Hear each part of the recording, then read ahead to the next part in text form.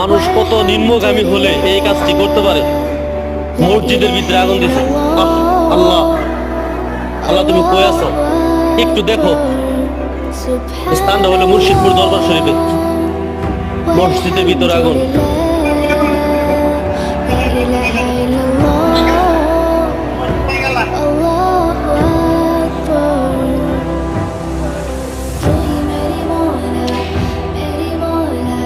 সবচাইতে বড় মসজিদ।